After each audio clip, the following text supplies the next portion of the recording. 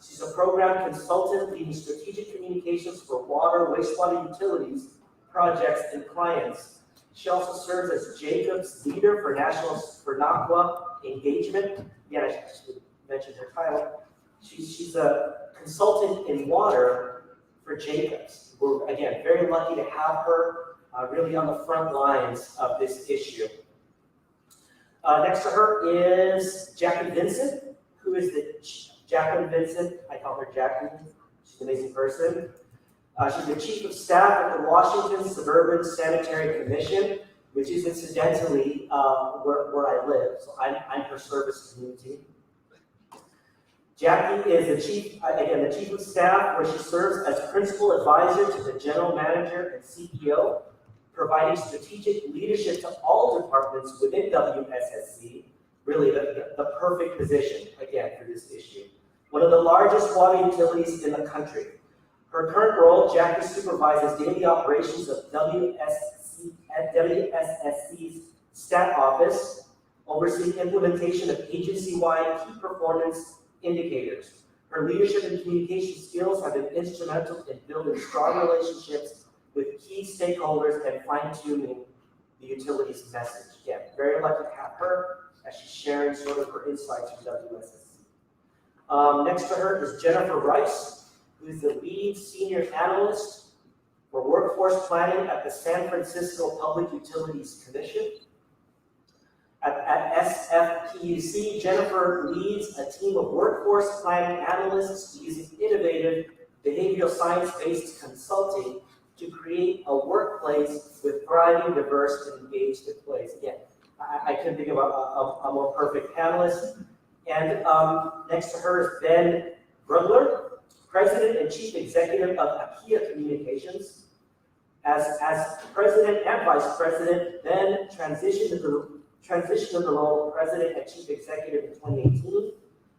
Under Mr. Brugler's leadership, the agency has grown from 15 to more than 60 employees, earning a spot as a top 100 workplace in Northeast Ohio, as well as placement on the Weatherhead 100 list of fastest growing companies in the region. She'll be giving us a more private sector communications perspective. So let's give a big hand to our workforce recruitment panel here. And I'm going to go to Victoria.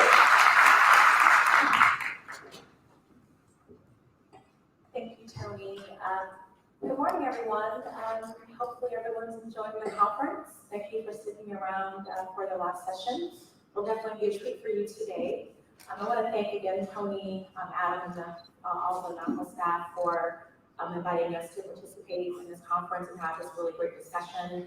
I definitely plan on giving you some good information and some best practices to take back to your utilities. Before we get to our amazing panelists, I just would like to frame the discussion a bit. So according to a new report from Brookings, Meet the Millions of Young Adults Who Are Out of Work, despite a low national unemployment rate, millions of young Americans are struggling with the path of employment and the ability to obtain financial security in adulthood. At the same time, the water sector faces challenges in recruiting, retaining, and developing a skilled workforce to deliver critical infrastructure necessary to protect public health and ensure environmental safety. According to Brookings, over 2.3 million young adults are out of work in large cities and counties nationwide, totaling 17% of young adults ages 18 to 24. Those numbers are staggering. With high unemployment among young people nationwide, coupled with record vacancies left by retiring baby boomers in our sector, who are projected to retire at high rates over the next 3 to 5 years, this is a very unique opportunity for utilities to fill its human resources gap with young people who are in need of work. Traditionally, young people do not pursue careers in the water sector. This can be attributed to a variety of factors, including lack of awareness of opportunities, lack of specialized training, or simply lack of interest. As more popular industries such as tech and media bolster exciting careers that appeal to youth, how do we attract young people to careers in the water sector? A few things I'd like for you to consider today as you're listening to our panelists. How do we communicate the benefits of working in our sector? A Is your utility attractive to young professionals? Are you communicating your utility's true value? These are questions we must ask in order to successfully attract and retain young professionals to our sector. This, as Tony mentioned, this is as much a communications issue as it is about human resources. Studies show that millennials and Generation Zers communicate much differently than previous generations. For example, social media is a go-to for everything. Sites like LinkedIn, Facebook, Indeed are places that young people go to look for opportunities and jobs. So what platforms are we using to connect with young people? How do we use these platforms to communicate effectively with them? This will be our focus for our discussion today. A little nugget I'd like to leave you with. Your brand and communication strategy will not only determine job satisfaction for young professionals at your utilities, but it's going to affect your effectiveness in attracting and retaining the next generation of water professionals. Our panel of experts today will explore the latest principles in effective communication, employee branding, tactics, and effective workforce outreach to young folks in our industry today. So with that, I'll open it up for Ben to come up. Thank you.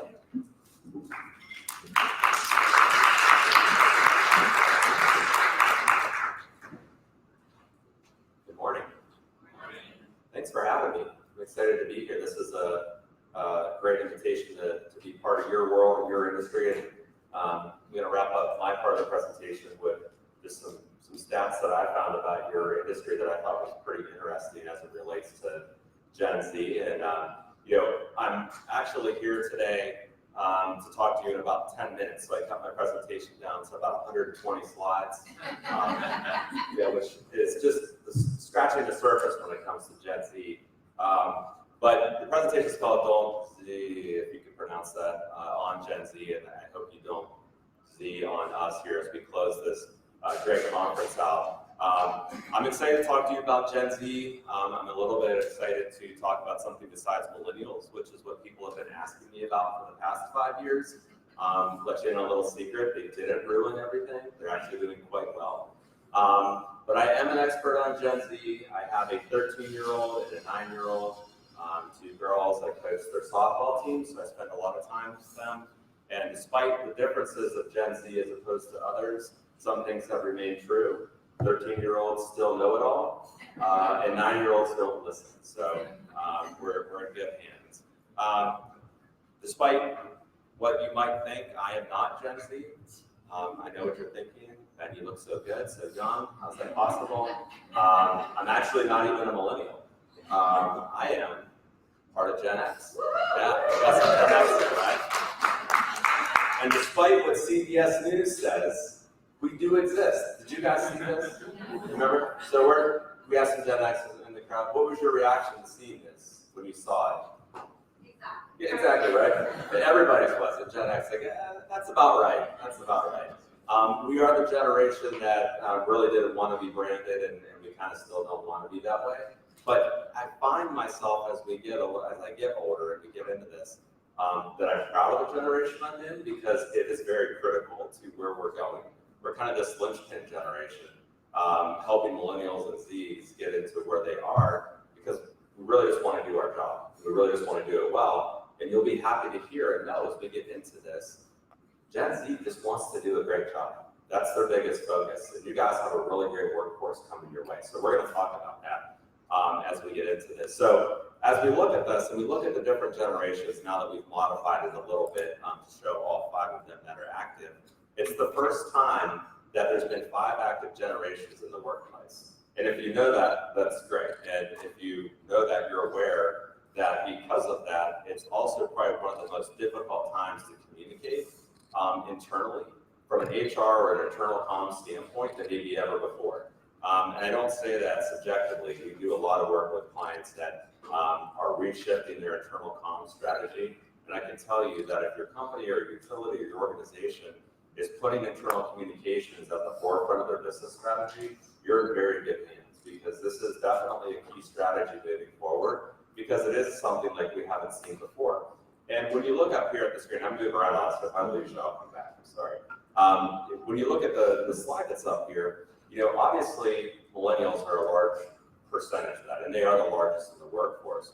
But we've been having a lot of conversations with our clients about how to appeal to the traditionalists, or if we go back here, the silent generation, which has a lot to say and a lot to add to the workforce, and how to actually bridge that to Gen Z, which we'll talk about a little bit later. So it's pretty evenly represented.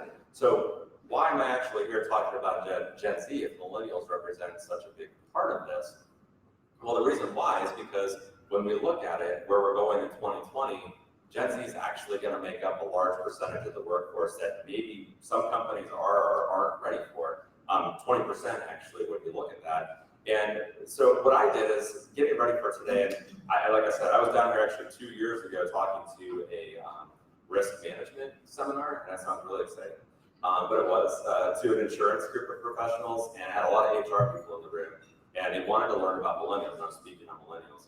And at the end of it, I kind of threw them for a loop because I put up a big slide of Gen Z stats, and I said, you better learn this quick because this generation is coming at you very fast. And that was only 2 years ago, and now we're seeing this huge influx of communications and stats and data around this generation, which is really important because there's so much information out there when you start to look into Gen Z. And if there's HR professionals in the room, you guys probably know this, if you have your hands full going forward, but it's going to be a really exciting time. So what I tried to do is pull some of the stats from that and maybe present it back to you in a way that might dispel some of the myths and rumors that you may have been hearing about Gen Z. So I have 4 myths that I'm going to share with you, and we'll break it down and we'll go through this pretty quickly. So the first one is Gen Z is extremely entitled, expecting to be giving everything at their job or else they'll leave. That actually is a huge myth because the truth is, refreshingly, Gen Z kind of knows what they're in for. They've been very alert, probably more into current affairs in school and from their parents than maybe any other generation. And 77% of them expect to work harder going into the workforce than previous generations.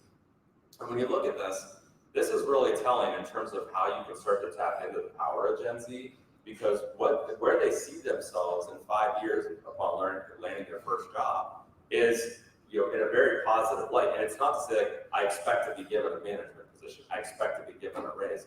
They just want the chance to succeed because their goals and their drive is very high.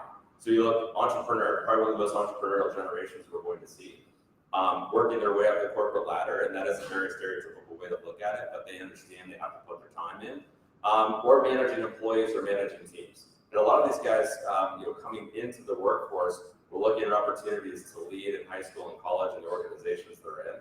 So this is not something foreign to them. They expect to be given this chance, but they expect to be earning that chance. Now this is really important. I think millennials, and I have spoken a lot on millennials, trust me, we have a lot of millennials is a large percentage of our organization. I think they get a really bad rap. Millennials are a great generation and add a lot to the workplace, but they own some things. And one of them is 88% of millennials think it's a good thing and a way to advance their career to constantly be looking for a new job. And whether you agree or disagree with that doesn't matter, because that's actually tainted kind of how people look at Gen Z. Actually, Gen Z sees themselves as only having 4 jobs or working for 4 different organizations in their careers. They have very different expectations about those jobs, which we'll get to in a little bit, but that differs a lot from millennials, especially when you consider they're probably going to be the generation that changes jobs most frequently. Right now, the average across all generations is you'll hold 12 different jobs within your career. And that's been skewed probably in the last couple of years because of stats like this. And this is why that risk management seminar I was telling you about was so important, because this is what they have to manage. So they have an employee base that is looking to search more frequently, or is making changes more frequently than any other generation, and costing them a lot of money in the process. $30 billion annually in terms of training and recruiting your employees, which we'll get to for your organizations in a little bit, why you have such an advantage when it comes to the new workforce. Second myth, Gen Z will be one of the hardest to manage. It's actually not true at all. Gen Z, and there's a lot of articles out there on this that you can find, they don't actually associate with some of the same work traits that millennials have and have used to impact workforces. A lot of our clients over the past 5 years, it's the rise of flexible work time, open work environments, remote working, all the things that we've come to know and organizations think they have to offer actually doesn't relate or doesn't appeal to Gen Z as much as it did to the millennial generation. And the reason for that, not to tout Gen X again, is because the Gen X parents have taken a very pragmatic view to raising their kids, saying like, you're gonna go to work, you're gonna do your job, you're gonna get a paycheck, and you're gonna earn it, and you're gonna do what your manager tells you. And now they're taking a very pragmatic view to how they're working. Some of these stats back that up. If you look at the things that they're actually identifying with compared to previous generations, it's actually kind of an old school look. You know, the first opportunity that they're looking at when they prioritize where they want to go is, do I have growth opportunities? Are you going to give me a chance to figure out if yes, I'm going to put my head down and work hard. 2 is pay. It's kind of like, that's what the money's for. The founder of IKEA and our former CEO, every time we would be asked about, well, should we have a food truck? Should we do this? Should we do this to appeal, to make sure that our employees are part of it? She's like, listen, that's what the paycheck's for. I said, can't look at it that way, but yes, that is what the paycheck's for. They're kind of looking at it that way. Now you're going to have to be competitive on price and competitive on salary, but that's how they look at it. And ironically, it's also how they look at making purchase decisions. They're bringing back coupons and looking at the cheapest way to buy things. So that's a whole other conversation. And if you look at where they are in terms of the bottom, flexible hours and managers to learn from. The reality is this generation cares less about work-life balance than the millennials. And please know, when I say this, I am not speaking ill about the millennial generation when I say that. It actually brought a lot of really important things to the forefront when it comes to offering that work-life balance. I think we need it. But Gen Z kind of looks at it as, like I said earlier, they're going to put their head down and work. They expect to be paid for it. So when you look at where they are in terms of work-life balance, it's less millennials, which is really interesting considering that's only been over about a 3 or 4 year span that's changed. But one of my favorite stats is 58% of them would say they'll work nights and weekends if you pay it. It's a pretty pragmatic view of looking at things versus the generation we kind of just came out from, which is, no, I'm not gonna, I know you'll pay me more, but I'd rather have my weekends free or my nights free. It's a big shift. And then also when you look at kind of what the 2 generations are, really valuing in terms of that work life and working off site, Gen Z actually says they see it as a detriment to be out of the office. They want to be in the office and have face-to-face communications. Myth 3, so Gen Z only communicate on digital channels. I think it's really important when we look at digital channels and social. They're not mutually exclusive in a sense. Yes, we're going to talk about this as the next myth. They have access to and use screens more than many of the other generations, but at the same time, that doesn't mean that they only want to communicate on those digital channels or that they value it in a workplace setting. So if we look at this, they've actually, millennials have conditioned us to think a little bit differently. So if you 3 years ago, did anybody hear of Slack? And now Slack dominates how we work in the workplace because millennials don't want emails. They want messaging apps, they want to use different project management software, they want to use different things because they don't want to be bogged down in their inbox. So these things have replaced face-to-face communication. Actually, Gen Z wants more of that. So some of these stats here, and this first one I just had to pull because I thought it was funny. So 70% of Gen Z would rather share their information with their pet than their boss. Wow, what happened to like old school pets? It's had a cat or a dog when I was growing up. Now it's like, oh, so-and-so got a chinchilla. My daughter had so-and-so got a blibbity-blob fish. I've never heard of some of these things. I went in the living room with one of my daughter's friends to pick her up from the sleepover, and it was like a kimono dragon in there. Like, what is going on with these pets? No wonder they want to tell them more. They're afraid of them. So this is what's happening. They don't want to tell their boss this because they just want to go and do their work. But when you look at how they're actually communicating, and I'm pointing down here because the screen's not here, but it's up here. 60% feel that social media is less than 60% feel that social media is an important part of their life. And I think we assume that they want to put everything out there when in reality, this generation is starting to scale back a little bit. To our generation, Gen X, millennials, it was a novelty. The Gen Z is expected. They're the first digital native generation, so it's expected. The first question I get when I have a sleepover with my daughter's friends come in the house is, what's your Wi-Fi password? It used to be like, where can I throw my stuff? Or what kind of cereal do you have? My mom doesn't let me eat sugar cereal, thanks. But now it's like, give me that Wi-Fi password. Like, no, you're not getting it. Then you look at 37% worry that technology is weakening their ability to maintain strong interpersonal relationships. I mean, that's a very mature statement, but it is true because they're used to, and I am guilty of this, they're used to their parents sitting at a restaurant or sitting at a social setting doing this, whether it's checking work email or not, and we are guilty of that. They grew up with that. So they're used to their parents like, yep, that's nice, oh, that happened today, that's great. They are getting ignored in the sense of being competing with technology. So they're starting to steer away from that a little bit, and I think that's a good thing. And then 74% want to communicate face-to-face, as I mentioned to you a second ago. They really see the value in talking more face-to-face in the workplace, which has managers completely turned around because they're just getting used to communicating very quickly with millennials. Now it's like, wait, I gotta go back and talk to people. And as you just told me I couldn't talk to people. So here's where we are with that. Our final myth, Gen Z is difficult to recruit and even harder to retain, which I know is kind of the tying on that we're talking about today. It's actually good news that is a myth. Because as Victoria said, there's a lot of people looking for jobs, but they're looking for the right job, looking for the chance to excel in their role. They're looking for the opportunity to learn at their pace. And when you look at this, they're not looking for their next job. They're actually looking for their next role. They want to look for a place where they can come in, be self-taught, be pushed, and take that next role and move up or over within the organization, not leave the organization. That's a huge change in terms of how we've been dealing with generation before. I just said that, so 75% actually are looking for an opportunity with different roles.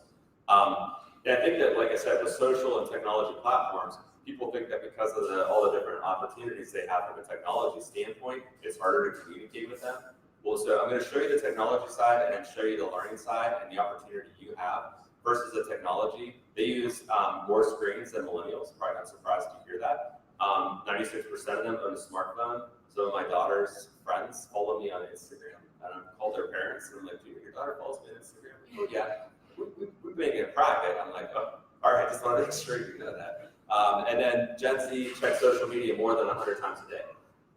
That's a lot. And when you look at what they're doing in there, I don't know if anybody has kids in the 9 to 13 year range. They're watching videos non-freaking stop. YouTube, all the time. All the time, right? I have to get down there and I'm like, what are these YouTube people? Like, I don't understand it. I think that's probably how my parents felt about MTV. But that's when I feel old. So I'm like, what are you doing down here? Oh, I'm watching YouTube videos. Okay. But, and then you had the whole Bumbo challenge, which scared the crap out of parents anyway. It's like, oh, you mean people can actually put bad things on YouTube? Yeah, they can. So if you look at how they're actually engaging and how they expect to be engaged when it comes to learning and entertainment, you don't have to work hard for it. They're telling you, they're showing you. So combine that with this, and this is really interesting. So all I've heard, my wife teaches that through a career tech school in high school. And all I have heard for the past 5 years is how the role of trades are on the rise. And I can tell you that is very true. Kids are bypassing college to take these opportunities because they have greater earning potential and earning power and learning a skill that we aren't. And so that's very true. And that's carrying over to Gen Z when you consider that 0 to 22, right? The 22-year-old, they're just getting ready to enter the workforce. They're in that decision-making process right now of, do I want to go to college? They grew up hearing the millennials and all the college debt that they had. Do I want to take on that debt when I can maybe make more money right away and do something I like? So these stats are pretty big. The majority think there are alternative ways to get a good education beyond college, and they're right. Probably offered by you guys. The workforce has an opportunity to bring people in and train and recruit on the go right out of high school and tap into this very passionate workforce. You're giving them something that they crave. 44% of recent college grads are employed in jobs not requiring degrees, and 1 in 8 are unemployed. So looking for alternative methods of education is something they're really valuing. Combine that with how they want to learn. This is probably the most self-taught generation that we've dealt with. 60% are looking at YouTube as a preferred method of learning. We just talked about that, learning and education and all the above. They're looking at innovative credentials that your companies could be offering them to learn. And the best thing here is they all share, all those active generations share this idea that companies should be training them in reskilling. And reskilling is like this new buzzword. If you haven't heard it, it's all I've been hearing about lately. It's reskilling. baby boomers and even Gen X a little bit are putting the onus on the company to say, well, you got to teach me. If you want me to learn that, you're going to teach me. Whereas millennials and Gen Z are like, just show me where to find it, I'll teach myself.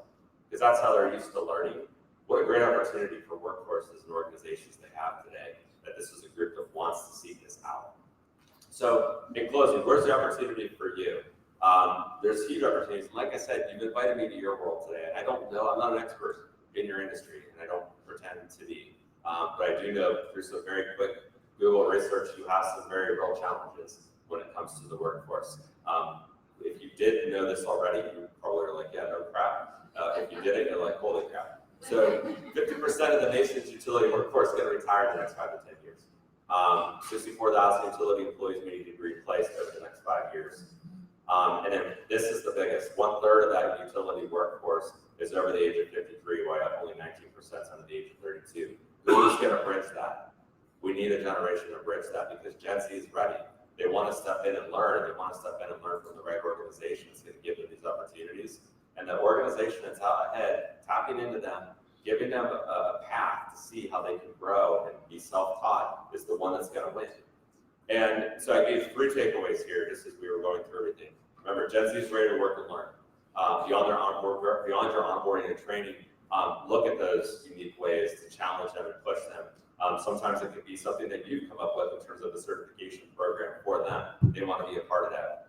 Reskilling is a good thing. This is a generation that gets that they're going to have to work hard, and want to be self-taught. So tap into that.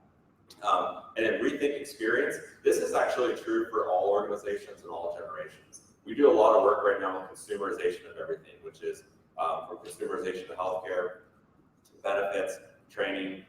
Gen Z has grown up with being a part of something. They see themselves in it. They want to have an experience.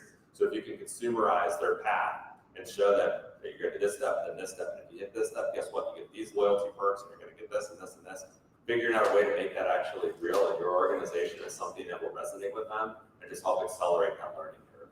So I went over my time by a lot, I'm afraid, but I want to thank you guys for letting me talk about Gen Z. Is obviously a great future in terms of a workforce that's coming your way, and I'm excited for what you guys are going to do with it. So thanks for letting me talk to you guys.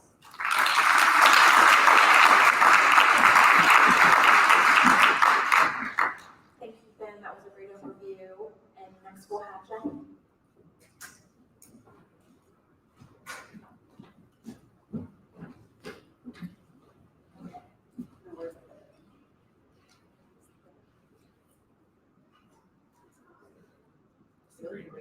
Okay. So good morning. I'm Jackie Benson. I'm the chief of staff at WSSC, as you've heard. I'd like to make a little plug. I think there's a micro generation that's missing. It's the Zennials. We sort of get left out a little bit too. You are We don't really fit in the box. formerly Gen Y. Formerly Gen Y, Zennial, grew up analog, became digital. So don't forget about the Zennials. It's like 77 to 83 years old. So Zennials, don't forget about Zennials. We're the bridging generation as well. So I'm here to talk to you today about the communicator's role in workforce recruitment. And I'll start off by saying I'm not a communicator. You've heard I'm chief of staff. My background's not in communications. I work for the general manager CEO.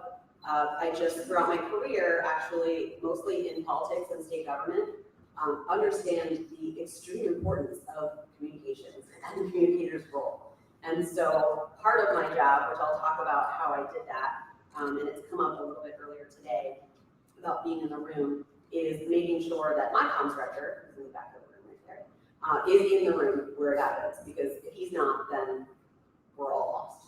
So I want to tell you a little bit about WSSC, who we are, and okay. So I have some slides I was going to go through, but then I thought yesterday I heard, which didn't make sense, who are our best brand ambassadors, our employees. And I wanted to showcase, we talked about stealing stuff, right? I wanted to showcase one of the wonderful pieces that our communications team did that actually didn't start out as a recruitment video. It was actually an employee engagement type video about, hey, here are all the things that go on around WSSC. And we saw this and thought, wow, this is really be great. This would be great for recruitment. This is great for new employee orientation. And so I'm going to these are my boring slides. I'm going to let my employees do that. Tell you about this.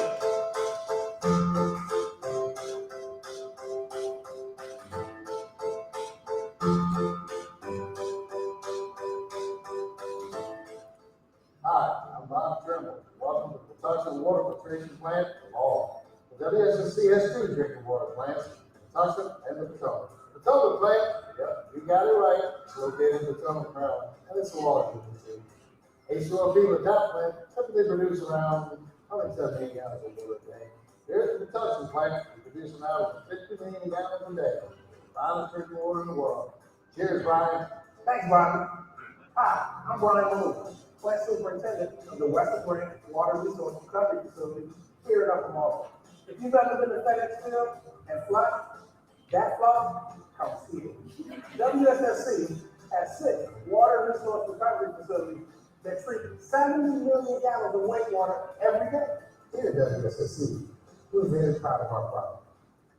The effluent, the wastewater that we treat, goes back into the streams, rivers, and ultimately into the Chesapeake Bay, cleaner than the water that's already there.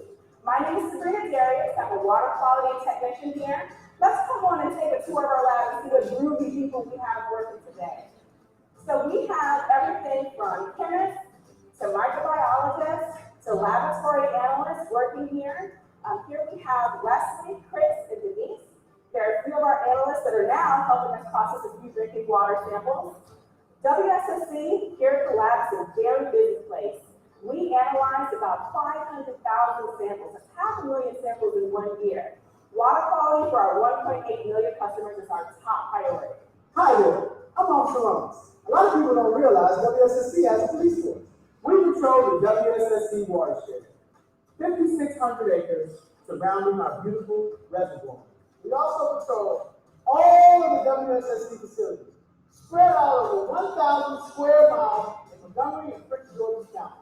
Hi there, I'm Diego Garcia, utility technician. Did you know WSSC has over 5,700 miles of water main in Prince George's and Montgomery County? If you laid that pipe out, it would stretch from Maryland to California and back, and then that's a lot of pipe, and that's just for water main. Let's not forget we have over 5,500 miles of sewer main as well. Right now we're inside of a 60-inch pipe. Keep in mind, we have water mains as big as 96 inches in diameter. When there is a break or a leak, it is my job to fix it. So our customers always have WSSC water flowing through the tap. Our job is a little dirty, but we love what we do. Hi, I'm Jessica Shaw, and I work in the sewer condition assessment section. Right now, we're in one of our CCTV trucks, where we send cameras, like this one, into sewer mains to take a look at what's going on. Now, let me introduce you to Del Rey, who's looking at a pipe right now. If you look carefully, you can see white objects and dangling roots in the middle of the pipe. The white objects are grease. So remember, don't send grease down the drain. Can the grease.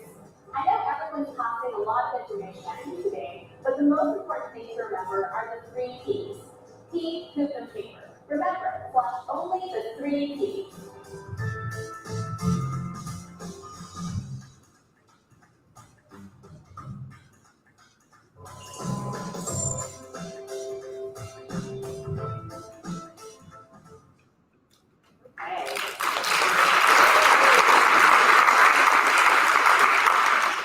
So that wouldn't have happened without our communications team. And like I said, it started out as an internal communications, which I'm going to talk about the importance of internal communications. But we thought this is such a great piece. It talks about all the jobs. And I was one of the ones in the category of 10 to 15. I've only been in the utility industry for 3 years, almost 3 years. So I had no idea that half of these jobs, when you hear water or wastewater, you don't think chemist or any police officer, right? We have a police force. We have such a wide variety of jobs.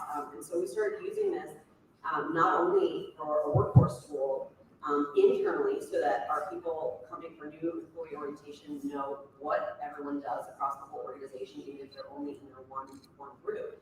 But in addition, to educate our elected officials, the public, just a quick overview about what we do. So that's an example of how our comms team really played an important role in what we're doing. So I want to talk about, we talk a lot about branding. I'm not going to belabor the point, but we know the importance of branding. And I want to talk about the importance of branding and workforce, right? Because branding isn't just a tagline, as we've heard. Branding isn't just your logo. Branding is, in essence, branding is what you are. And if your employees are not living it and they're not breathing it every day, then you're not really practicing your brand. And so, quick exercise. What are some? These are some very well known. What's a word that people think of when they see Disney? Magic. Mickey. What about Coca-Cola? Smiles. I heard smiles. Apple. Innovation. Awesome. Design. Volvo. Safe. Nike. Just do it. Red Cross. Helping. So, you guys hit most of them. But this isn't just to get people to buy these things. This is why people come work there, right? People want to work at Disney because they believe in magic. They believe magic is possible. And so your brand is not just to sell or just to be the best company. It's to be the best company so that you can actually attract employees who want to work there and who are going to live and breathe safety or live and breathe innovation or rebellion or happiness. And these could be any words, right? But you guys get the gist of it. So what do you think comes to mind when you think about the water sector? Thoughts? Orange. There is one. Is there, right, it exists, yeah, lead. Okay, well, these are the things I thought of. So, caveat is, I know we're all working on a lot of great initiatives and examples of, we've seen wonderful initiatives of changing this, but as a whole, we have work to do on improving our brand as a sector, right? We all benefit by working together, but, you know, we're not gonna have a headline that water rates went down. There's not going to be a headline that there was no lead in the water.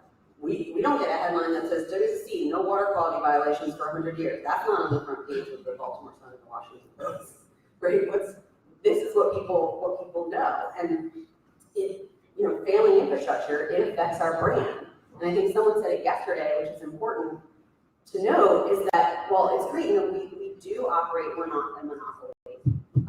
But what's important is we do need to all work together to make sure that we're improving this brand. Because when one infrastructure fails and you're on the cover of Time, that impacts all of us, right? Then raise your hand if you got media calls after that asking about lead in your pipes. We did. So we have to work together, and I think someone talked about the important role that knock-on some of these organizations can play, which I think is a really good point.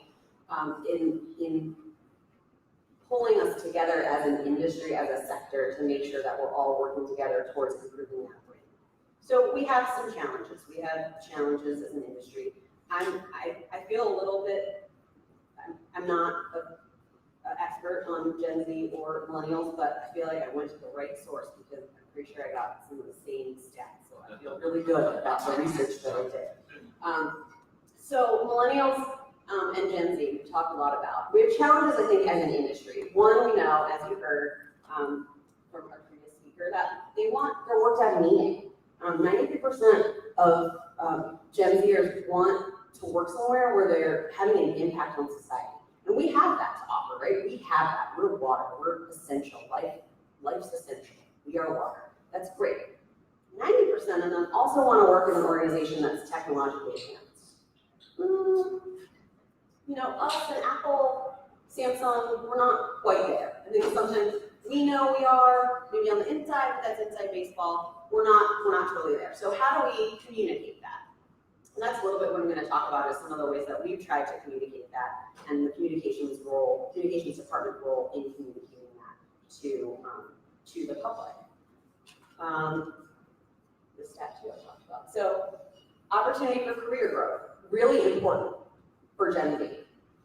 And we know that while we have as you call it, the silver tsunami, right? We've heard, we have this exodus, and I'll tell you, I think utilities, I think the statistics are, utilities have more people, higher percentage that are gonna retire in 5 to 10 years than any other industry. Water is higher, and WSSC is higher than the water utility average. So we have a big problem. So where are we gonna get those individuals, and how are they gonna feel like there is an opportunity for growth? We need to make them feel that way. So I think it's not just the challenge as an industry, but then you also have the challenge as a utility, because we are government entities and we have a lot of bureaucracy and red tape to deal with. Which goes to my second point, is they want a variety in their workplace. It's great. I'm chief of staff. I get to do a little bit of everything every day. Not everybody has that luxury. I love my job, right? But that is what the new generation is looking for. They want to learn new things. They want purpose and excitement and challenge. And that's not how governments operate. I don't know about your government agencies. I worked in a few state agencies in my water utility, but that's not how we operate. This is your job. This is what you do. This is what you do forever, and that's it, right? That's not what they're looking for. So we need to change, right? And that's where the communicator's role and sort of this transformation, I think really internal communications, people hit on it. Internal communications is an important part. So before I go on to the attract routine, I want to tell a brief story because this just happened. We're living this. So I appreciated the, who said it this morning, or was that you, about having an internal communications role here at the forefront. Someone said that. So Chuck Brown back there, our communications director, said, I need an internal communications person dedicated to internal communications. We got that position. Absolutely, executives, management, everyone agreed. We got the position, hired a rock star. She was great. She had the credentials. She was excited. She started in December, maybe January, ready to go. She lasted 6 months. She lasted 6 months because she couldn't cut through the red tape. I mean, she got frustrated. She was excited. She wanted to change things. She wanted to make things better. And you feel like you're, an ant pushing a rock, a mountain. And she's like, I don't have to deal with this. I don't want to deal with this. I can go somewhere else.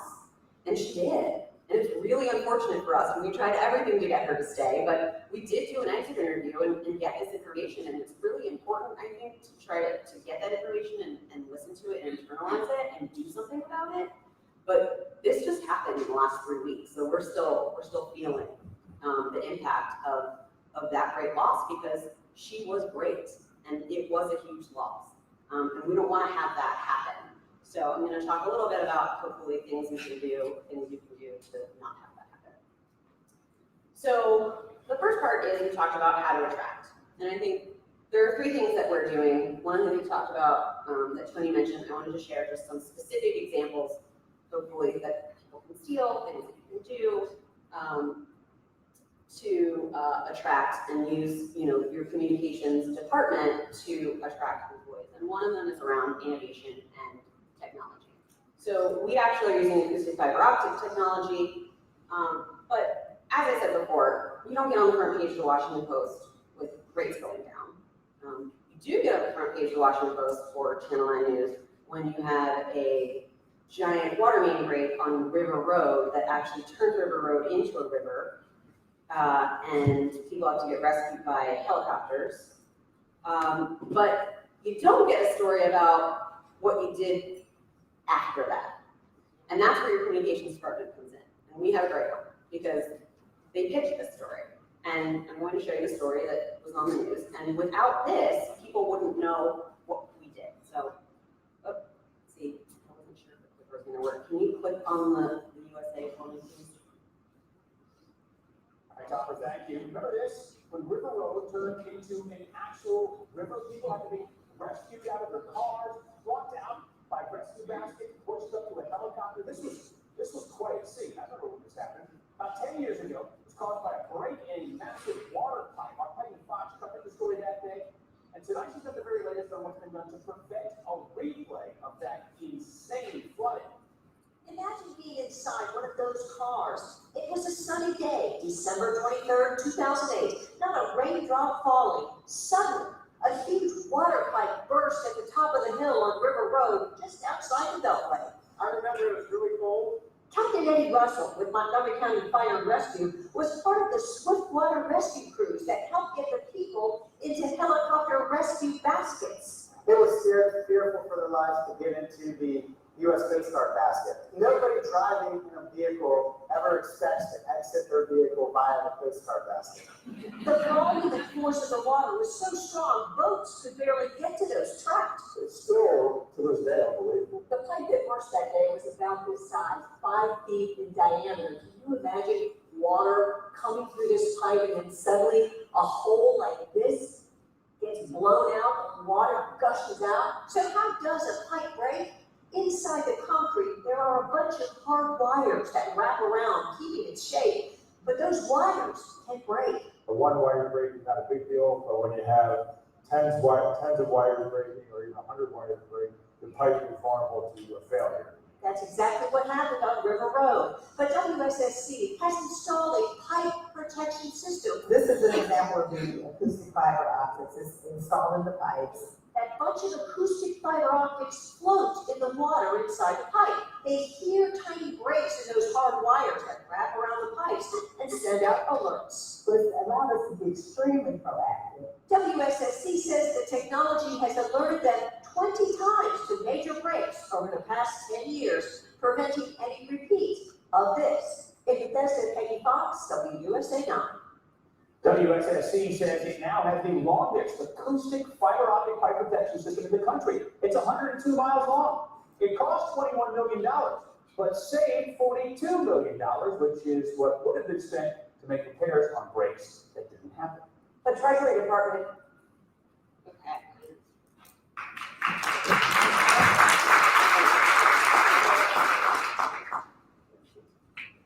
Okay, so as you can see, that wouldn't have happened without our communications department. That doesn't happen, but we had to pitch that story. There's innovation, and we're doing these things, and I think sometimes we think of it as inside baseball. We're talking about it amongst ourselves, so we think people know, but they don't know.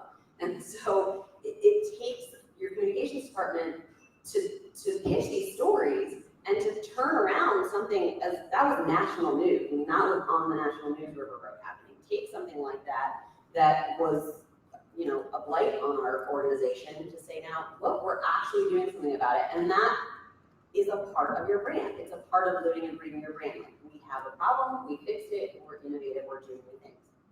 So one of the other things we do is not just education on water and the water cycle, but we actually do STEM career outreach specifically.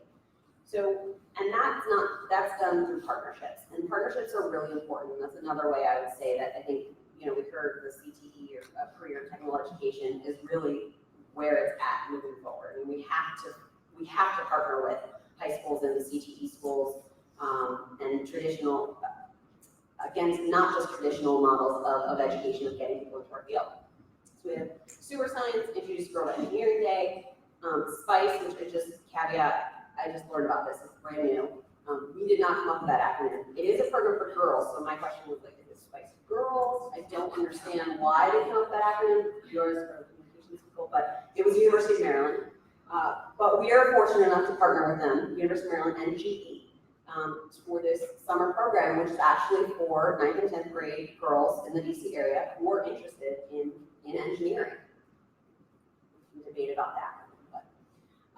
So, all of those jobs, it's not just learning about water, it's all the jobs we do. The final piece too, we have a pretty robust internship program, and one of the things we like to do is give them an opportunity to solve a real life problem. And I think, again, we're exposing them. It's not just a come to work and shadow us and see what we're doing every day. They want to fix things. They want to experience things. And the more connection you can give them with your organization, the more they're likely to come back, right? And that investment, that $30 billion that they're losing with people leaving, you retain that, right? You don't lose that. So I have one more video. If you can click on the bottom down there to show you about interns. All right, Topper, thank you.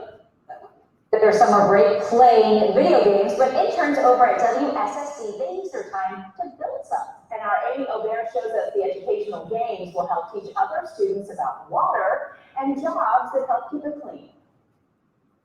Do any of the activities look familiar to you? Video games that will get you thinking. Traveling the water drop through the clog, through the pipes. Michelle Robinson is one of the interns with WSSC who's helping to bring students virtually inside pipes underground and through blockages. We want to present the video games to them in a way that they can understand it. The interns were broken up into 2 separate teams. How could you make the impact a little bit deeper for the students? And today, judges got their hands dirty, crawling through the animated tubing and picking a winning game. The game that most closely aligned with our objectives was actually Team 2. They thought about how to make the game more difficult or less difficult and how to scaffold that learning. The teams created 9 games total, like this one, 100 Hero, where a water droplet avoids the obstacles to make it through. I was pretty good before. And while they were played by judges, employees, and even the CEO on Friday, 10,000 students will soon be clicking away at the games. All the different careers that we have at the water utility are hidden, just like our pipes. They're hoping to dig out that message and get students learning hands-on about what they offer, one click at a time. In your Bear, ABC 7 News.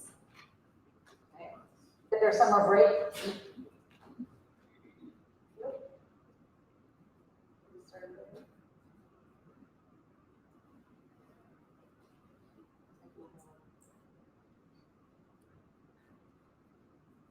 You're allowed to.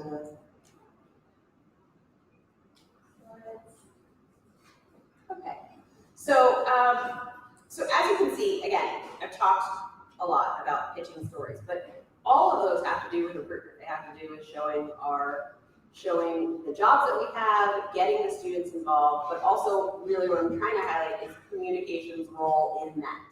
And I know I'm preaching to the choir. I know I heard, and I mentioned earlier this morning to Tony and to Adam, I think that we want to bring this, I think we need to bring this to the larger group, so that those of you who need that validation of how important your roles are can hear. Hopefully I can share some of that and you can say, see, look, they're doing that. Their chief of staff is understanding the importance of it. We need to too. So the last thing I want to just talk about is retaining. And we talked a little bit about this, but we have to change to retain these employees. And you mentioned this earlier. They don't want to leave, but they're going to leave. If they come and we tempt them with innovation and all these great things and creating video games, and then they actually get here, and like I said, we're just a bureaucratic red tape government agency. That's not the way that we're going to get them to stay. And so one of the things we've really focused on is we did go through rebranding, and I would encourage you to do that. But the precursor to that is really understanding how you're viewed externally and how you're viewed internally. And don't take that lightly. Go through that. You're going to go through that exercise and spend the money. Make sure you're going to make the changes, right? Because it's not worth it to hear what you don't want to hear and then not change anything. So we had focus groups, we had research done. We also have, I heard some people talk, one of the things we use, we went from we had a customer group that came in person, and we've gone to an online customer feedback community, which I know someone talked about yesterday, and so we use that monthly to engage them and to get feedback on where things are going. So we try to keep a pulse on how we are, but how do you change? Transformational change takes a lot of time, you can see. In the 7-year period, just when you're looking at the arc of change, the most change happens in year 5. So you have to manage expectations. And I think our role, I wanted to just pull a little bit about what you talked about earlier, because it hit with me, is they do want to learn. The new generation, they want to learn. And it's not like before where, okay, our job is to teach them. our job is to give them the resources and tell them where to go and what they need to do. And I really believe that from our perspective as a utility, our job is to make sure that we are partnering with the right educational groups, that we're partnering with the right organizations that provide training, that provide credentials, so that we provide the path forward. Because what they want when they come in is they say, you know what, in 10 years, I want to be a plant operator. Great. What we need to provide as an organization is, here are the steps that you need to do to get there. We offer some educational assistance, you can take this training, you can do this. One of the other things we do at work at WSSC, which is great, is actually take a coworker to work day. And we do that twice a year. It's been really successful. It was just kind of a thing that was started and it's really caught on. And you shadow someone else in another department, and it really promotes cross-functionality and cross-learning. So, change management, I know, again, I'm preaching to the choir. I want comms to be in the room. I'm stealing your Hamilton because I was going to talk about this anyway, but I love Hamilton, so being in the room where it happens I love it. I might steal that for my next presentation. But comms has to have a seat at the table. I found myself in my role, and many of you maybe experienced this in your role as comms directors, is I was having to tell my comms director everything that happened to fill him in. And it was exhausting because I was third person telling him everything, and he needed to be in the room from the beginning to know what is going to happen. So, getting them in the room, as I talked about, getting comms in the room, having them communicate with employees, managing expectations, and making sure that you change as an organization to get those employees there, and living your brand is important. So.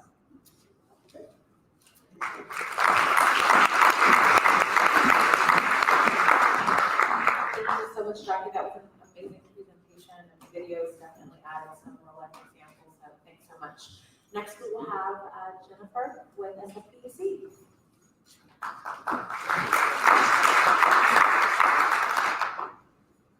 Hello.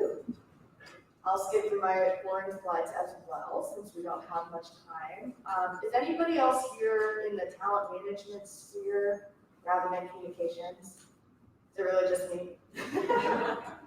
I'm coming at it from that angle. So consider my presentation.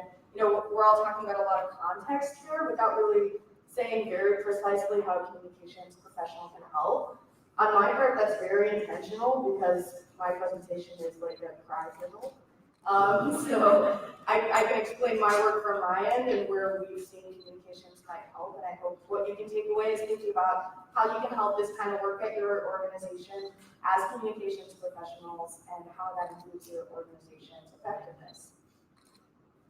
So at San Francisco Public Utilities, we actually do water, power, and sewer.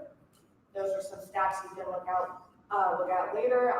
Ask people who are more in the know from SFPUC about the technical side. I'm on the people side. So the PC actually has an effective workforce goal in our strategic plan. And like most of the strategic plan, but especially in this goal, it was like, well, that would be really good to have, but nobody really knows how to do that, or what work is actually going on already in this area. We hear a lot of private sector companies do a lot of snazzy things with talent management. Why can't we do that too? So it's really aspirational. We want to attract, retain, develop an effective workforce, reflective and supportive of our communities, that consistently delivers high quality services to stakeholders. Sounds great. You all probably have the same goal. So some of the projects that were already kind of going on, we're already starting to talk about employee experience and engagement, but at the same time, candidate attraction, because we need the right workforce to deliver our mission critical services. We found out very quickly we needed a lot of help from communications. So you guys talked about, this is a job that never ends. Jackie, you mentioned it being described as pushing a rock up a mountain. I like to call it screaming into the void. It feels like nobody's listening. So on my end, we're doing a project work, for example, in employee engagement. But if employees don't know what's happening, it really didn't happen. You don't get any effectiveness out of your project. So you start learning about change management frameworks, and that's your savior. What I learned from change management is it's not just a communication plan. And I think that's true, but also it feels like communications is 80% of the work anyway. So my team ended up feeling like communications professionals, but probably without all the lovely education and training you all have. So we needed help. I'm not going to go through these, but I have some sources at the bottom if you want to look up these frameworks. But developing an employer brand or deciding what your employee value proposition is or really discovering it is all part of the same spectrum of what value you're offering to employees. It's how you're going to draw them in, but it's also how you're going to retain them. Because it doesn't matter if you draw them in and then they leave. So you can see the whole spectrum there from the employee value proposition at attraction and recruitment all the way through employee experience and engagement of your employees you're trying to retain. So we learned very quickly that we're good at different things. So this is saying partnership between HR and communications. To be a little bit more specific, from my bio, you can see I'm actually a practitioner of industrial organizational psychology. So my team, we're not the standard HR team. We don't really do the day in, day out transactions and routine compliance kind of things. We really try and provide behavioral science-based consulting. We do a lot of internal surveys. We make recommendations that are research-based and evidence-based. I'm happy to be on the second day where we got a lot of research and stats and nerded out. Totally belong on today's nerdy day. But we really bring different things to the table. When it comes to HR, they're really good at focusing on internal audiences.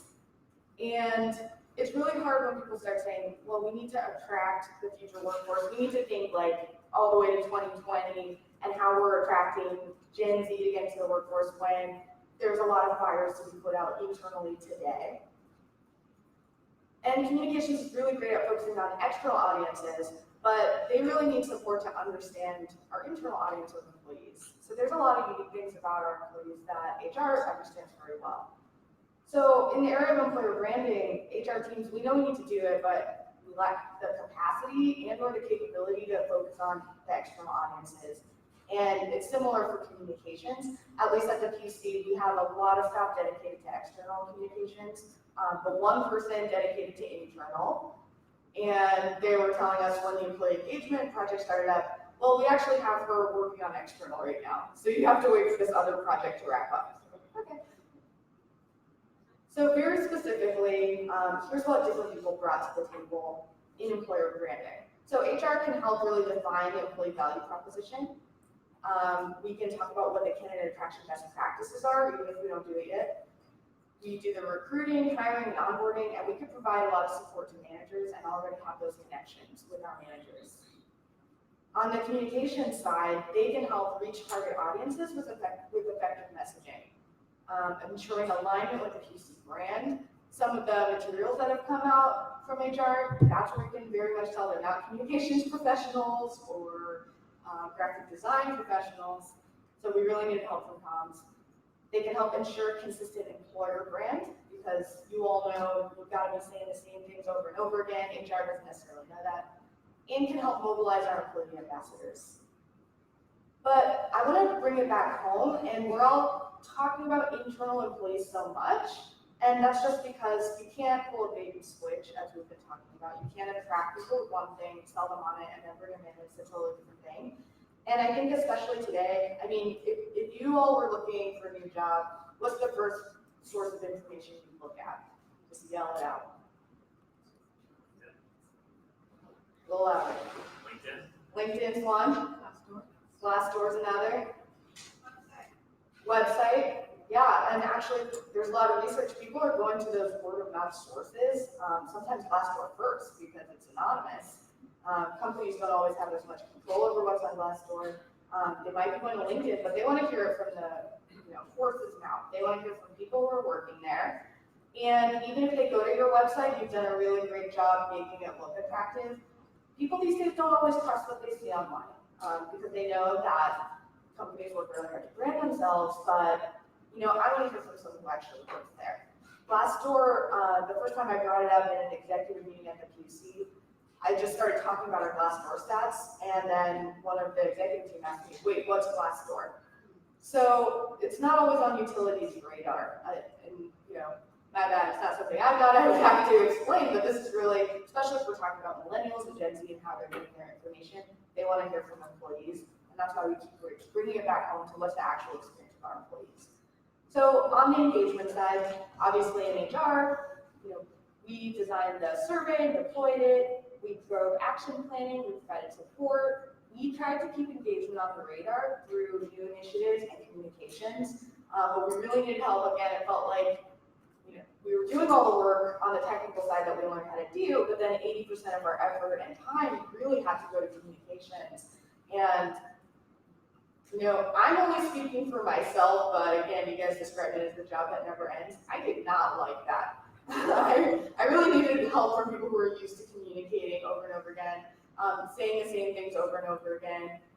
Bless you all. I really admire what you do. Because for me, it was like, I can't believe we talked all year about engagement, and the next year, when I'm asking what our focus areas were from the survey, I'm getting blank stares when I feel like all I did was communicate last year. So thank you for your help. But on the communication side, again, if no one heard, it didn't happen. And if you're trying to make a change, but nobody knows what you did to change, it doesn't matter what you did at all.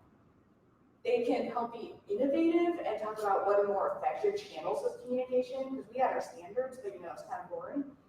They tried to develop one voice of the QC so that all of our communications were aligned within the project and also outside of it, and help connect the dots between communications. So if they're on board, if another communication goes out that I'm not a part of and it's not about engagement, they tied the dots back to the engagement survey even without me asking. And that's one of the biggest things you could do after an engagement survey is really explain the work we're doing, how it connects to it, and that it's for your employees and their engagement. Again, I'm not going to go through this slide, but there's a lot of frameworks out there to develop an employee value proposition. And so both of these projects converging was at the same time HR kind of converging with communications and talking about how we can work together better. So what I want to share is how HR professionals can actually help inform you if you are helping out with attraction, recruitment, and developing the employee value proposition. These were some stats from our engagement survey. They were actually the top items. So if you're thinking about, well, what do we sell to people about working for our company or utilities in general, you probably want to start with the facts that engagement surveys are a really great way to find out what people actually want or enjoy about working at your company. So we actually did an analysis of the themes, some of the comments that people submitted as well. And again, we're talking about millennials, Gen Z, they like meaningfulness in their jobs, and people really did enjoy the meaningfulness of the work that we do, whether it's being a public servant or the corporate social responsibility work that a lot of utilities do. So they like the meaningfulness of their job. That's something, if there's something positive, you have to capitalize on that. So I won't go through these questions, but these are some example questions of asking your actual employees beyond the engagement survey. We did some interviews. Why do you enjoy working for the PUC? What is unique about it? What distinguishes you? These are all the things we want to do to find out what exactly are we selling. And again, it's asking real people, so it's telling the real story. And I just wanted to add, make sure your sources reflect the diversity of your workforce. We kind of realized after our first round of interviews, we had just asked a bunch of office people at headquarters because it was convenient, a convenience sample. But that's not the real work at a utility, right? It's hard work, but really we want to be propping up people who are at our treatment plants and out in the field. So you really need to leverage the positive data that already exists, and I hope I went through a couple examples of how you can collect some of that. So on our end, we had the survey item scores, we had the employee comments, and we did some employee interviews. These were the top themes that maybe when we're developing our employee brand, we want to capitalize on and emphasize. So this little chart actually shows the breakdown on some high-level themes across our engagement survey by employee tenure. We actually have a similar breakdown that is by generation. Basically, it looks exactly the same.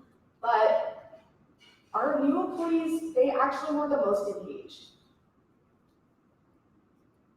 But something happens after about 3 years, and it kind of gets worse and worse, where engagement drops over time. So how can we improve engagement over an employee's tenure? Why is this important? Because employees are our main ambassadors. They're out there already on Glassdoor. They're out there on LinkedIn. Actually, not that many utilities professionals is what we found out. We want to help campaign to get more people on LinkedIn. Have any of you tried to look someone up on LinkedIn and there's like the blank default photo and no job title, and you're like, does this person actually have a job? That's what our companies look like, by the way. So you might want to do a LinkedIn campaign or even a Glassdoor campaign to get people to provide reviews, because we really don't look legit online if people don't have profiles. We actually, for one of our HR all hands, we did a LinkedIn photo drive. So we had a photographer come and take headshots for people if they stop by. So little things like that. We already had a photographer on our communication staff, so it was no additional cost. But anyway, there are our ambassadors. And again, people are going to go to the horse's mouths to try and find out what it's like to work somewhere. So there's also reality. These were our bottom engagement items. And the ones I'm highlighting, they were related to communication. So coming out of the survey, we had 2 focus areas. It was actually employee recognition, people want to feel valued, and internal communication. Nobody knew what was going on in the organization. Nobody knew how their job fit into success.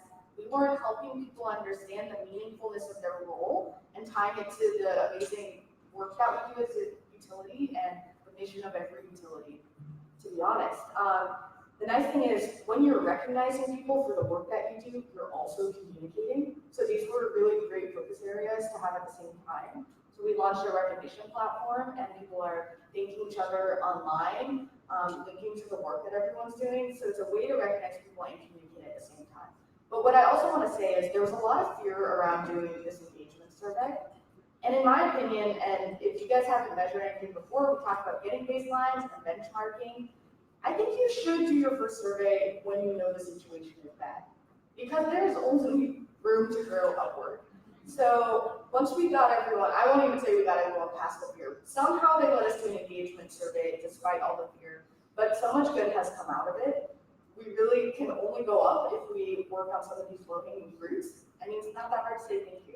We just told people, hey, thank you Thursday. We didn't even have to launch a platform. Put a reminder on Outlook to thank people on Thursday. Maybe put an article up on our internet thanking them as well, and then that will teach people the kind of amazing work that goes on at the organization. But you don't need that many resources. There's some options thrown out there to do a survey. I know you guys are thinking external, and I think this would work as well, but we work with a vendor, but one of our city departments, Rec and Park, they didn't have the resources we have. And they actually went to the local school, San Francisco State University, and they worked with the master's program for industrial organizational psychology, because they do internal surveys all the time. That's what we're trained to do. And they had those grad students working for free. That was their cohort project as part of the requirement to graduate. So these were graduate level interns, or actually, in their case, a graduate cohort that worked on their practicum for free at the utility. When their semester was over, they were also invested in the project because they want learning opportunities for their own career, that they agreed to continue working on the project for free just to see it through. And in my case, I actually have a team of master's level IO psychologists kind of coming in and out. Internships are a requirement of their program. So for me, if you partner with local schools and give them practical projects, even at the graduate level, we talk high school, we talk bachelor's, but when we're talking surveys and technical things, partner with graduate level students as well. Try and form those partnerships in the community. But anyway, measure when you think things are bad, because when you improve them, you're gonna look great. And Rec and Park actually found out the same thing. Communication, internal communication score was very low. We didn't just choose items that were low, we chose items that were statistically correlated with whether employees were engaged or not. And internal communications was up there in correlation and down there in score. So we've been using this since last year to try and justify getting more resources for communication. So we've all been talking about getting a seat at the table, getting more resources. Well, our one internal communications person, after the survey, got an intern almost immediately, at least on a public sector timeline, and she's getting another full-time person below her as a result. So again, if you measure all things are bad, hey, that can also help justify resources, by the way. So we have some low themes as well from the comments. People are very frustrated with, every wonderful thing that comes from public sector employment that we talked about a little bit, bureaucracy, red tape, inefficiency, and also our talent management practices. So just staffing, whether it's our hiring processes or lack of staff, manager effectiveness, accountability, enforcement. These are things we're obviously working on. But my point here is you have to be very realistic when you're trying to attract employees and when you're communicating about it. I feel like we spend half of our time being dead downers. When we're working with communications, they're trying to make us look very attractive, but we always have to bring things back to reality to make sure we're not selling something where someone comes in and that's not reality at all, because there's no point to that, they'll leave. So avoid the bait and switch. And to nerd out with my citations, there's something called a realistic job preview, where it'll increase the likelihood of applicants accepting a job offer for those with no prior exposure to the job. So especially if we're talking about the lack of awareness of people, what the water and wastewater industries are like to work in, that's kind of our audience. And also companies that provide an RJP are seen as more honest, and it results in higher retention. And there's not really any place to hide in the modern world. This information is gonna get out there. You guys talked about it in communications broadly, don't lie, the truth will come out, you're gonna look worse for it. So try and counteract the negative with the positive. In my opinion, if we work on improving the employee experience and engagement, then that improves our employee value proposition automatically. It's like in skincare, you try and put makeup on to hide things, when really it's like, oh, well, eat right and drink water, nobody wants to do that. So to me, it's very similar. The inside has to be great, and then it'll come out on the outside, and you're actually not going to be working as hard because your employees are going to be out there on behalf of your company saying it's a great place to work, and we do great things. So we talked about a couple of social media sites. Nextdoor, Reddit came up briefly. Those particular sites are places where people kind of expect a discussion, and they might trust each other a little bit more. Nextdoor, because it's their local community, it's their neighbors. Reddit actually, and I'll caution everyone before you jump to Reddit and start advertising on Reddit, there are microcultures online. I've been a Redditor for 8 years. They're very quick to point out when someone is a shill or someone is there shilling. So don't think you can hop on Reddit without knowing the culture, just like engaging with other aspects of the community. But one example in my personal life is we posted a clean water report on Nextdoor. I hadn't heard anything about it in the organization as an employee who is looking for information about where I work, but it's so hard to get. And someone on Nextdoor immediately jumped on and started talking about all the chemicals we add to our water, like fluoride, et cetera, et cetera. All of the comments on that post, and I'm learning here maybe we shouldn't have comments turned on Nextdoor, but all of the comments were just talking about what water filters you should use to not have the chemicals that utilities put in your water. And I didn't really know enough to jump in. Versus on Reddit, someone talked about the San Francisco trying to buy some of PG&E's San Francisco infrastructure for the power grid. And someone immediately jumped on and said, oh, how can a local municipality manage all of California's power grid when they can't manage anything? And I was able to jump on and link to some other articles. Actually, it's just some of San Francisco's infrastructure, and PUC has been providing power for over 100 years, so no big deal. And immediately you can see that the comments go in a positive direction. So, multiply me times 2,300 employees out there being able to address misinformation because they love their company and they actually know what's going on and the amazing work that we do. So I want to close on the fact that you don't have to have a lot of resources even to do your own survey. Leverage the free data that's out there.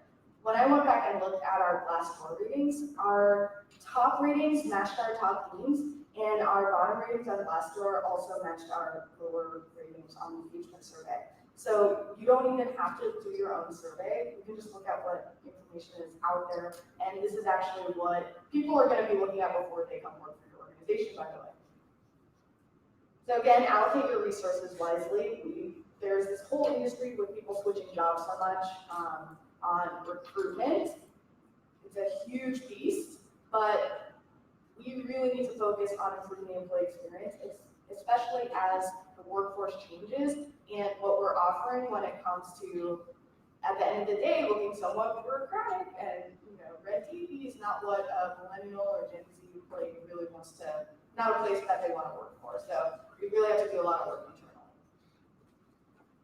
So just some problems to solve. Ownership. For me, does communications want a seat at this table? We're still very early in our relationship and figuring things out. To me, I think this is something you could jump in on and have a lot of value that people don't actually realize you can provide, which is some of what we talked about this whole conference. What's the role of leadership too? What's the role of employees?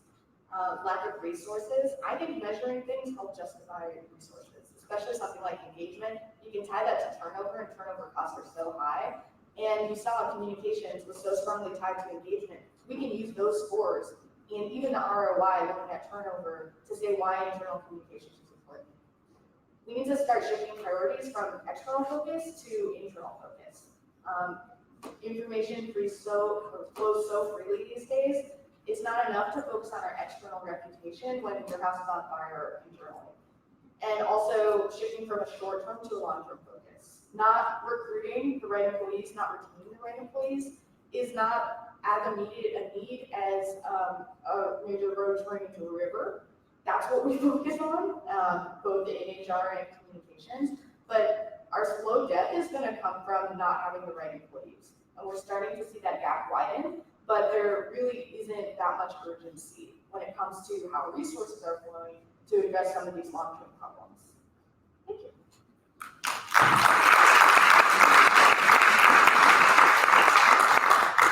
Thank you so much, Jennifer. I know we're over time. I want to defer to Tony. Do we have time for a couple of questions?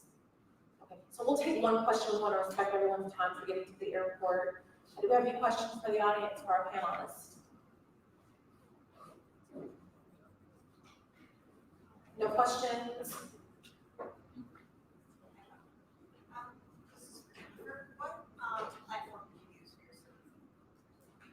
We use Quantum Workplace, so not only do they have a survey, but they have kind of a suite of manager tools, and we needed all the help we could get having no staff, so they also provide a lot of consulting help when it comes to designing the survey and interpreting the results. Okay, well, again, thank you so much for staying over. Please let's give a hand to our amazing panelists. We will all be around as we depart, so feel free to stop us individually if you have any questions, and I'll turn it back over to Tony. Let's thank our final panel for the day again.